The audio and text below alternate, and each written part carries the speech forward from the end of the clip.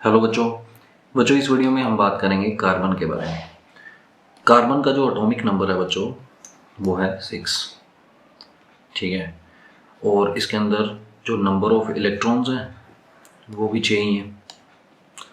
Number of protons जो इसके nucleus के अंदर हैं वो भी कितने हैं, 6। और जो इसका मास नंबर है वो है बच्चों 12 AMU, ठीक है बच्चों। अब इसका एक आइसोटोप भी पाया जाता है। तो आइसोटोप होता क्या है वैसे? different elements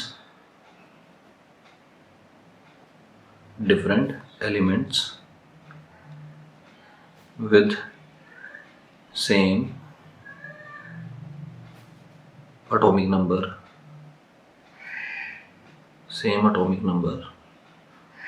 but different mass numbers, ठीक है। तो क्या है कि आपके आइसोटोप्स क्या हैं, डिफरेंट एलिमेंट्स हैं जिनके एटॉमिक नंबर जो हैं वो सेम है, लेकिन जो उनके मास नंबर है वो डिफरेंट है। कार्बन जो है उसके 2 आइसोटोप पाए जाते हैं। एक तो मैंने ऊपर रिप्रेजेंट कर दिया जिसका मास नंबर कितना है, 12, ठीक है। दूसरा जो है वो है वो जो आपका C14, ठीक है। C14 इसलिए बोलते हैं इसको क्योंकि इसका जो मास नंबर है वो 14 है, ठीक है जी। वैसे आपको पता ही होगा कि मास नंबर जो है वो होता क्या है। मास जो है वो होता है सम ऑफ प्रोटॉन्स एंड न्यूट्रॉन्स जो न्यूक्लियस के अंदर होते हैं। और इसके अंदर 6 इलेक्ट्रॉन है, 6 ही प्रोटॉन है, और जो आपके न्यूट्रॉन्स हैं वो भी 6 ही हैं, ठीक है जी। तो दोनों का सम करें, प्रोटॉन्स का और न्यूट्रॉन्स का, तो कितना आता है 12। तो इसका मास नंबर भी कितना है, 12, ठीक है बच्चों। अब इसका मास नंबर जो है वो 14 है। तो यहाँ पे इसकी डेफिनेशन में मैंने लिखा है कि एटॉमिक नंबर सेम है। अगर एटॉमिक नंबर सेम है इट मीन्स इसके अंदर प्रोटॉन्स जो हैं वो कितने हैं, 6। तो दोनों आइसोटोप्स के अंदर क्या है कि नंबर ऑफ प्रोटॉन्स 6 ही हैं, इलेक्ट्रॉन्स भी इसके अंदर 6 ही हैं, ठीक है बच्चों। लेकिन जो नंबर ऑफ न्यूट्रॉन्स है, नंबर ऑफ न्यूट्रॉन्स वो है बच्चों 8, ठीक है ना। तभी तो मास 14 होगा इसका, क्योंकि मास मैंने आपको बताया कि होता क्या है, प्रोटॉन्स और न्यूट्रॉन्स का सम। तो अगर ये 14 है और प्रोटॉन 6 हैं इट मीन्स न्यूट्रॉन्स आपके कितने हैं, 8। तो ये बच्चों हो गए आपके आइसोटोप्स कार्बन के। नेक्स्ट बच्चों मैं बताऊंगा आपको एटॉमिक स्ट्रक्चर के बारे में। जो आपका कार्बन है उसके एटॉमिक स्ट्रक्चर की बात करेंगे। तो जो इसका एटॉमिक स्ट्रक्चर है, सबसे पहले न्यूक्लियस ड्रॉ करेंगे। तो न्यूक्लियस के अंदर 6 प्रोटॉन और 6 ही न्यूट्रॉन। बच्चों आगे हम कार्बन के C14 आइसोटोप की बात नहीं करेंगे, ठीक है। उसके पीछे एक रीज़न तो ये है कि बच्चों ये है आपका रेडियो एक्टिव, ठीक है बच्चों। तो इसकी जो ये डिके कर जाता है, इसकी हाफ लाइफ कम है और ये बहुत जल्दी डिके कर जाता है, तो ये स्टेबल नहीं है। और जो आपका ये है जिसका मास नंबर 12 है, ये आइसोटोप ज़्यादा स्टेबल है, बहुत ज़्यादा स्टेबल है इससे। तो इसी की स्टडी करते हैं हम। तो इसके न्यूक्लियस के अंदर 6 प्रोटॉन और 6 न्यूट्रॉन है, और नंबर ऑफ इलेक्ट्रॉन्स कितने हैं, 6। तो पहली शेल के अंदर कितने इलेक्ट्रॉन्स आते हैं, 2 इलेक्ट्रॉन्स। तो ये आपके 2 इलेक्ट्रॉन्स ऐसे रिप्रेजेंट कर दिए। और दूसरी शेल के अंदर कितने आएंगे जो बच गए, तो दूसरी शेल के अंदर है आपके 4 इलेक्ट्रॉन्स। तो 4 इलेक्ट्रॉन्स में ऐसे रिप्रेजेंट कर दूंगा बच्चों। ये आपकी फर्स्ट शेल n=1 से रिप्रेजेंट करते हैं, और इसका जो नाम है वो होता है K। और ये आपकी दूसरी शेल n=2 जिसका नाम है L, ठीक है बच्चों। अब इसकी इलेक्ट्रॉनिक कन्फिगरेशन की बात करें तो बच्चों जो इलेक्ट्रॉनिक कन्फिगरेशन है वो है बच्चों इसकी इलेक्ट्रॉनिक कन्फिगरेशन। इसकी इलेक्ट्रॉनिक कन्फिगरेशन है बच्चों 1s2, 2s2 और 2p2, ठीक है बच्चों। ये आपकी फर्स्ट शेल हो गई। फर्स्ट शेल के अंदर आपको पता है कि एक ही सब शेल होती है और उसका नाम है 1s। और 1s में कितने इलेक्ट्रॉन्स हैं, 2, जिसे हम ऐसे रिप्रेजेंट करते हैं, एक ही ऑर्बिटल है। और ये है आपका दूसरी सब शेल। दूसरी जो शेल है K, उसके अंदर 2 सब शेल है, एक तो आपकी 2s और दूसरी आपकी 2p। तो 2s जो है उसके अंदर भी एक ही ऑर्बिटल है, और एक ऑर्बिटल के अंदर 2 इलेक्ट्रॉन्स आते हैं। ठीक है, ये मैंने रिप्रेजेंट कर दिया जिनकी स्पिन जो है ऑपोजिट है। ठीक है, जो आपकी पी सबशेल होती है बच्चों, उसके अंदर कितने ऑर्बिटल होते हैं? 3। तो एक ऑर्बिटल के अंदर 2 इलेक्ट्रॉन्स, तो मैक्सिमम कितने आ सकते हैं इसके अंदर? 6। लेकिन इसकी कार्बन की पी ऑर्बिटल में, 2p ऑर्बिटल में क्या है कि 2 इलेक्ट्रॉन्स है, वो हम ऐसे रिप्रेजेंट करते हैं। ठीक है बच्चों, तो इट मीन्स यहाँ पे एक कार्बन यहाँ, एक इस ऑर्बिटल में, और 2 कार्बन इस ऑर्बिटल के अंदर डेफिशिएंसी है। तो टोटल 4 इलेक्ट्रॉन्स की यहाँ डेफिशिएंसी होने की वजह से क्या है कि ये 4 क्या कर सकता है? बॉन्ड फॉर्म कर सकता है। ठीक है, लेकिन बच्चों उसे समझने के लिए हमें इसकी हाइब्रिडाइजेशन देखनी पड़ेगी। ठीक है, तो सबसे पहले तो 4 बॉन्ड बनाने के लिए इसको क्या करना पड़ेगा? इसको 4 वैलेंस शेल के चारों ऑर्बिटल्स जो हैं वो क्या करने पड़ेंगे? हाफ फिल्ड करने पड़ेंगे। तो उसके लिए इसको जाना पड़ेगा फर्स्ट एक्साइटेड स्टेट के अंदर। ठीक है बच्चों, तो फर्स्ट एक्साइटेड स्टेट के अंदर बच्चों क्या होगा? ये अपने 2s का इलेक्ट्रॉन उठा के कहाँ डाल देगा? या इस खाली ऑर्बिटल में।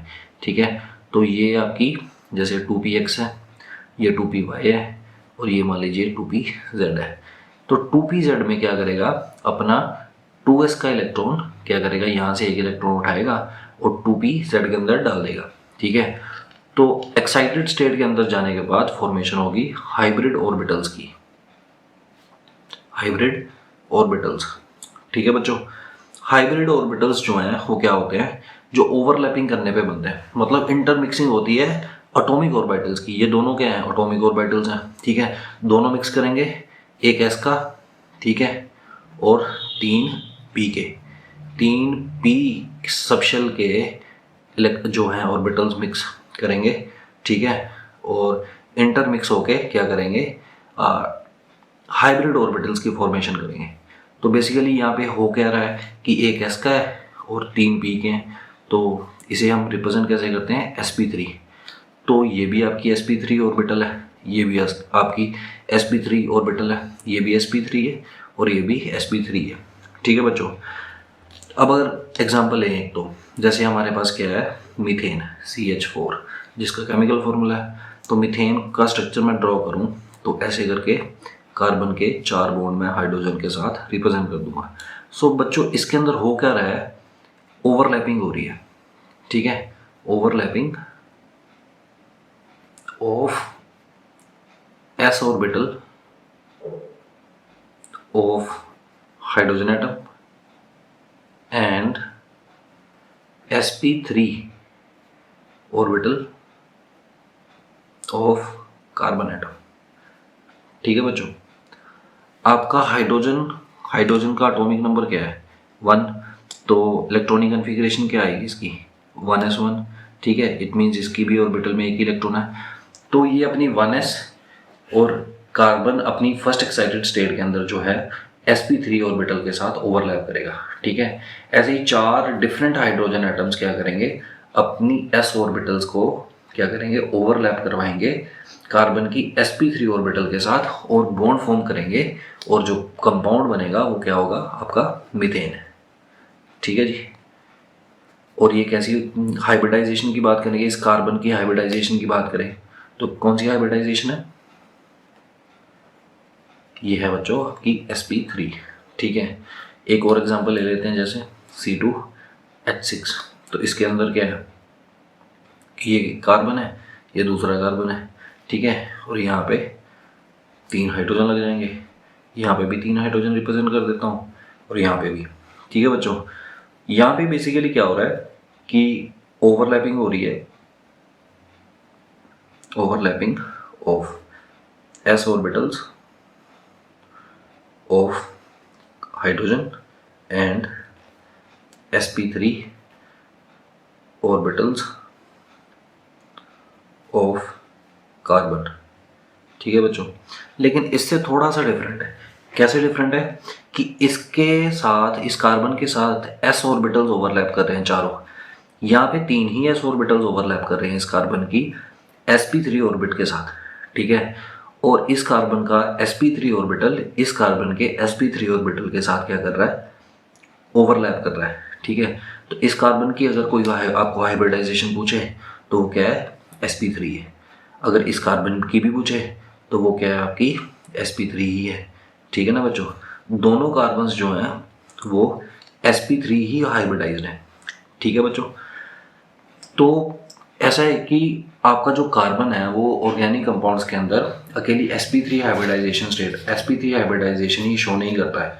ठीक है, कुछ केसेस में काफ़ी सारे कंपाउंड्स के अंदर क्या है कि कार्बन आपका sp2 भी हाइब्रिडाइज होता है। ठीक है, तो यहाँ पे हम बात कर लेते हैं sp2 हाइब्रिडाइज्ड कार्बन की, sp2 हाइब्रिडाइज्ड कार्बन। ठीक है, जैसे एग्जांपल है आपके पास, जैसे एग्जांपल ले लेते हैं इथीन की। ठीक है, इथीन क्या है कि इसके अंदर दो कार्बन है आपके। ठीक है, और दोनों कार्बन ने क्या कर रखा है, डबल बॉन्ड बना रखा है। ठीक है ना, और दो इसके साथ क्या है, हाइड्रोजन है। ठीक है बच्चों, तो अगर इस कार्बन की हाइब्रिडाइजेशन पूछी जाए तो इस कार्बन की हाइब्रिडाइजेशन जो है वो है बच्चों sp2। तो एक सिंपल सा तरीका जो है बच्चों हाइब्रिडाइजेशन को निकालने का, वैसे तो ये +1 का एक काफ़ी डिटेल्ड टॉपिक था वो जो आप पढ़ के आए हो, मैं एक सिंपल सा तरीका बता देता हूँ कि अगर सपोज करो इस कार्बन की हाइब्रिडाइज्ड स्टेट निकालनी है कि कौन सी हाइब्रिडाइजेशन के अंदर है, तो आपको सिर्फ ये करना है कि कितने डिफरेंट एटम्स के साथ ये अटैच्ड है। ठीक है, कितने डिफरेंट एटम्स के साथ इसने बॉन्ड बना रखा है। आपको bond, number of bonds count नहीं करने हैं, आपको सिर्फ ये काउंट करना है कि नंबर ऑफ डिफरेंट एटम्स कितने हैं। ठीक है, एक एटम ये हो गया आपका, ठीक है जी, दूसरा ये हो गया और तीसरा ये हो गया। ठीक है, 3 डिफरेंट एटम्स है। ठीक है ना, तो यहाँ पे भी कितने ऑर्बिटल्स हैं, एक s का और 2 p के। ठीक है ना, तो अगर आपका बच्चों sp3 हाइब्रिडाइज्ड है तो 4 एटम्स होंगे डिफरेंट। ठीक है, और अगर आपका sp2 हाइब्रिडाइज्ड है तो बच्चों 3 एटम्स होंगे। ठीक है ना बच्चों, और अगर आपका sp हाइब्रिडाइज्ड है तो बच्चों कितने होंगे, 2 डिफरेंट एटम्स के साथ जो है वो आपका कार्बन अटैच्ड होगा। तो आप जो है sp3 वाले केस में जो एग्जांपल हमने देखी थी मीथेन और इथेन की, वहाँ पे आप चेक कर सकते हैं कि जिस कार्बन की हाइब्रिडाइजेशन sp3 है वो 4 डिफरेंट एटम्स के साथ कंबाइंड है। इस केस में sp2 है तो ये 3 डिफरेंट एटम्स के साथ कंबाइंड है। अब अगर sp की बात करें, sp हाइब्रिडाइज्ड कार्बन, तो इसकी एक एग्जांपल जो है हम ले लेते हैं इथाइन। ठीक है ना बच्चों, इथाइन का अगर स्ट्रक्चर मैं ड्रॉ करके बताऊं तो नंबर ऑफ कार्बन 2 हैं और दोनों कार्बन्स के बीच में क्या है, ट्रिपल बॉन्ड है। वो इथाइन से हमें पता चल रहा है नेचर का, जैसे यहाँ पे ईन था तो यहाँ से नेचर क्या था, को बॉन्ड का डबल बॉन्ड। यहाँ पे आइन है तो इसका जो नेचर है बॉन्ड का वो क्या है, ट्रिपल बॉन्ड है। वैसे इसकी डिटेल जो है मैं IUPAC जब आपको पढ़ाऊँगा तो आपको डिटेल में इसके बारे में बता दूंगा। ठीक है ना, तो अभी के लिए क्या है कि आप ये देखिए कि कार्बन और कार्बन के बीच में ट्रिपल बॉन्ड है और एक कार्बन एटम के 4 बॉन्ड बनते हैं, तो यहाँ पे 3 है और एक H यहाँ पे है, एक H यहाँ पे है। तो ये कार्बन की अगर हाइब्रिडाइजेशन पूछी जाए, ठीक है ना बच्चों, तो इस कार्बन की हाइब्रिडाइजेशन क्या है बच्चों, sp। क्यों, क्योंकि इसके साथ कितने एटम्स अटैच्ड है, 2। तो ये हो गई बच्चों आपकी हाइब्रिडाइजेशन। कैसे निकालते हैं मैंने आपको अभी बताया, तो होपफुली इसके अंदर डाउट नहीं रहेगा। ठीक है ना, आपको कोई भी कंपाउंड कार्बन का आ जाए, ठीक है ना बच्चों, तो बेसिकली आपको करना क्या है, आपको हाइब्रिडाइजेशन निकालने के लिए आपको उसके साथ कितने एटम्स अटैच्ड हैं ये काउंट करने हैं। अगर 3 है तो कितने होंगे, sp2 होगा। अगर आपका 4 है तो sp3 होगा। अगर आपके 2 हैं तो sp होगा। अब बच्चों यहाँ पे क्वेश्चन है कि हाइब्रिडाइजेशन निकालनी क्यों है। सपोज करिए आपकी हाइब्रिडाइजेशन जब sp3 थी, ठीक है ना, तो इसका अगर s करेक्टर निकालें, इसका अगर हम s करेक्टर निकालें तो वो कितना आएगा, टोटल s कितने हैं, एक ही है, s एक ही ऑर्बिटल है। टोटल ऑर्बिटल्स कितने कंबाइन हुए हैं, 4। एक s का, 3 p के, 4 हो गए। तो परसेंटेज निकालते हैं तो ये बच्चों कितनी आ जाएगी, 25%। ठीक है ना, अगर मैं sp2 के केस में निकालूँ आपका s करेक्टर तो क्या आएगा बच्चों, 1/3 इंटू 100%, तो ये आ जाएगा बच्चों 33.33%। तीन ही ऑर्बिटल्स ओवरलैप हुए हैं वो नीचे लिख दिए, एस कितने हैं एक ही है वो मैंने ऊपर न्यूमरेटर में लिख दिया, परसेंटेज निकाली तो 33.33% आएगा। एसपी के अंदर क्या है बच्चों कि आपका जो एस करेक्टर है वो है बच्चों 1/2 इंटू 100%, तो ये आ जाएगा आपका 50%। तो आपने नोटिस किया होगा कि आपका जो एस करेक्टर है, ठीक है, तो ऑर्डर की बात करें तो जो एस पी में एस करेक्टर ज़्यादा है SP2 से, और SP2 में ज़्यादा है SP3 के अंदर, ठीक है ना। अब क्वेश्चन ये है कि इससे होता क्या है, तो बच्चों इससे ये होता है कि जो आपका एस करेक्टर होता है ना, उससे हमें पता चलता है अपना ये जो आयोनिक करेक्टर का, ठीक है ना। तो जितना ज़्यादा मोर इज एस करेक्टर, ठीक है ना बच्चों, मोर इज आयोनिक करेक्टर। जैसे आपने पढ़ा है कि जो आपका कार्बन है वो कैसे कंपाउंड फॉर्म करता है, कोवलेंट। लेकिन अगर आपका एस करेक्टर बढ़ जाएगा तो क्या होगा, उसका जो कोवलेंट करेक्टर है वो कम हो जाएगा और क्या करेगा, आयोनिक करेक्टर इंक्रीज कर जाएगा, ठीक है ना बच्चों। तो अब हम बात करते हैं इसकी रिप्रेजेंटेशन की।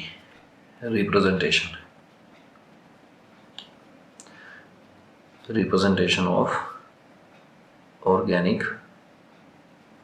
Compounds, representation of organic compounds, ठीक है बच्चों। इसमें क्या है कि हम दो तरीके से इसको रिप्रेजेंट करते हैं, ठीक है ना। एक तो है बच्चों आपका bond line structure, bond line structure, ठीक है ना बच्चों। इसके अंदर क्या है कि आप क्या करते हो, जैसे आपको ये कंपाउंड है तो आप ऐसे लाइंस के साथ क्या करते हो, बॉन्ड्स को रिप्रेजेंट करते हो। ये आपका हो गया CH4, ठीक है ना। ये है मीथेन, जैसे मान लीजिए कि दो कार्बन है तो बॉन्ड के साथ लाइन जो है वो रिप्रेजेंट कर रही है बॉन्ड को, तो इसलिए हम बोल रहे हैं बॉन्ड लाइन स्ट्रक्चर, ठीक है ना बच्चों। ये आपका हो गया C2H6, इसे बोलते हैं हम इथेन। एक और तरीका है बच्चों इसको रिप्रेजेंट करने का, जैसे सपोज करिए कि आपके पास जो है चेन के अंदर मान लीजिए 5 कार्बन है, ठीक है, और बाकी जो है हाइड्रोजन ही है, ठीक है ना। तो अगर बॉन्ड लाइन स्ट्रक्चर ड्रॉ करूं तो वो क्या आएगा, इसका आएगा ये, ठीक है ना, 2 हाइड्रोजन, यहाँ पे 3 हाइड्रोजन, ठीक है, और यहाँ पे भी 2, यहाँ पे भी आपके 2 हाइड्रोजन, और यहाँ पे आपके 3 हाइड्रोजन। तो ये है बच्चों आपका बॉन्ड लाइन स्ट्रक्चर। एक और तरीका होता है बच्चों इसको रिप्रेजेंट करने का, उसे बोलते हैं हम कि जिगजैग मैनर के अंदर। जिगजैग मैनर के अंदर बच्चों हम क्या करते हैं कि हाइड्रोजन्स के साथ जो बॉन्ड होते हैं ना वो रिप्रेजेंट नहीं करते। जैसे इसी का जिगजैग मैनर कैसे रिप्रेजेंट करते हैं हम ऐसे, इस पॉइंट पे भी एक कार्बन है, इस पॉइंट पे भी एक कार्बन है, 2 हो गए, यहाँ पे 3, ये आपके 4 और ये आपके 5। तो ऐसे करके 5 जो है मैंने रिप्रेजेंट कर दिए जिगजैग मैनर के अंदर, ठीक है ना। तो ये भी आपका क्या है, प्रोपेन है, सॉरी ये इसे बोलते हैं पेंटेन, ठीक है ना। 5 कार्बन है तो उसके लिए वर्ड हम यूज़ करते हैं पेंट, सिंगल बॉन्ड है तो एन, पेंटेन इसका नाम हो गया। इसका नाम अगर पूछें तो हमें काउंट करने कितने रोड्स हैं यहाँ पे, 1 2 3 4 5, ठीक है, 5 एजेस है।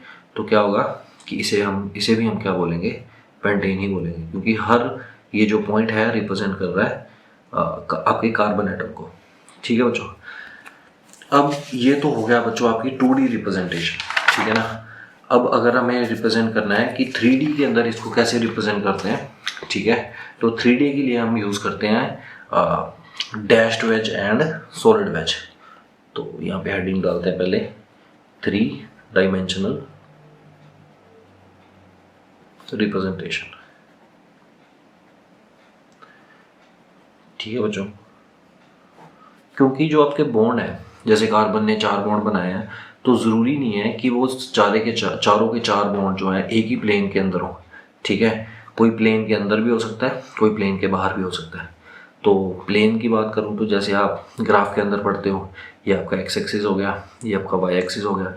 तो ये भी आपका एक्स वाई प्लेन है, ठीक है, ये भी एक्स वाई प्लेन के अंदर है, ये भी एक्स वाई के है और ये भी एक्स वाई के है। लेकिन जो आपकी जेड एक्सिस है वो क्या है, इस प्लेन से परपेंडिकुलरली बाहर। जैसे ये पेन की डायरेक्शन बताइए, तो ये जो पेन है वो क्या है, इस पेपर के नॉर्मल है, ठीक है ना, तो ये जेड एक्सिस होगी, ठीक है। तो जो एक आपका हो गया जेड वाई प्लेन और दूसरा हो गया आपका जेड एक्स प्लेन। तो जो कार्बन है वो प्लेन के बाहर भी बॉन्ड बना सकता है और प्लेन के अंदर भी बॉन्ड बना सकता है, ठीक है ना। तो उसे रिप्रेजेंट करने के लिए हम क्या करते हैं, देखो बच्चों, जो बॉन्ड आपका प्लेन के अंदर है, ठीक है ना, प्लेन के ऊपर है, तो उसे तो हम रिप्रेजेंट कर देते हैं सॉलिड लाइन के साथ, ठीक है ना बच्चों। और जो बॉन्ड आपका क्या है, इनसाइड दी प्लेन है, मतलब प्लेन के अंदर, इनसाइड दी प्लेन, तो उसे हम रिप्रेजेंट करते हैं ऐसे, ठीक है। इसे बोलते हैं हम डैश्ड वेज, ठीक है बच्चों। और जो बॉन्ड आपका आउटसाइड दी प्लेन है, ठीक है बच्चों, जो बॉन्ड आपका आउटसाइड दी प्लेन है उसे हम रिप्रेजेंट करते हैं ऐसे, एक ट्रायंगल बनाते हैं और उसको डार्क कर देते हैं सारे को, ठीक है बच्चों। और इसे हम बोलते हैं सॉलिड वेज, सॉलिड वेज, ठीक है बच्चों। एक एग्जांपल ले लेते हैं यहाँ पे, जैसे मान लो कि ये कार्बन है, ये 2 हाइड्रोजन इसी प्लेन के ऊपर है, ठीक है। और एक जो है इसका जो बॉन्ड है हाइड्रोजन के साथ वो क्या है, प्लेन के अंदर है, तो वो मैं ऐसे रिप्रेजेंट कर दूंगा। और सपोज करिए कि एक बॉन्ड जो है वो क्या है, प्लेन के बाहर है, तो मैं ऐसे रिप्रेजेंट करूँगा। बस आपको ये ध्यान रखना है कि जो प्लेन के बाहर रिप्रेजेंट करना है, तो ये जो पॉइंटेड एज है वो किसकी तरफ होना चाहिए, कार्बन की तरफ, ठीक है बच्चों। ये पॉइंटेड एज जो है सॉलिड वेज का पॉइंटेड एज जो है कार्बन की तरफ होना चाहिए। तो ये है बच्चों आपकी रिप्रेजेंटेशन जो हम ऑर्गेनिक कंपाउंड्स के बारे में करते हैं। नेक्स्ट वीडियो में बच्चों मैं आपको बताऊंगा नोमेनक्लेचर के बारे में।